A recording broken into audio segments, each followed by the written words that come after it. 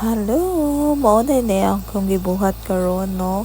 Akong tiwason tong awang gihimo gabi kay kato ako mga ingredients ipalit pa jud to nako sa Pure Gold, which is yesterday mo na ang kulang ra jud na matug wala na matiwas gabi kay kulang ko og harina og egg. So gipalit pa kog egg. So kanang egg namo day doble na akong napalit kay gipalit ay silang mama og egg anang time. Nakita ninyo ang red na cup diha, which gipalit pod ko og ice cream sa Pure Gold kay akong buhaton is cookies ice cream, ice OB flavor.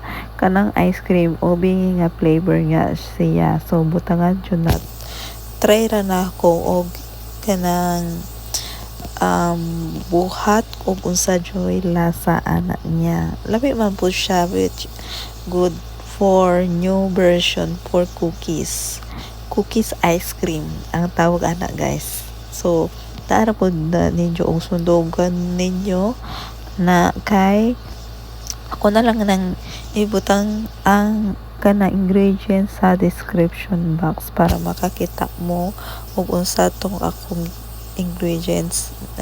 So same ramon gihapon na sa mga naghimong cookies nag-add lang ko og kanang ice cream. Nara po na ninyo og butangan pud ninyo og ice cream. So atong i-mix na guys together with harina. Akong gamit na harina is kanang cake flour na guys, kasi wala kaming all-purpose flour. Walay all-purpose flour atong gipalitan nako anang cake flour. So mo na akong gibuhat, ako gimikos-mikos. So napaka-cute ko just in time murag buhang ay mo na anay tabo karon. So ako rin siya tang mix. So guys, actually nag-add ko ana og kanang sa marshmallow.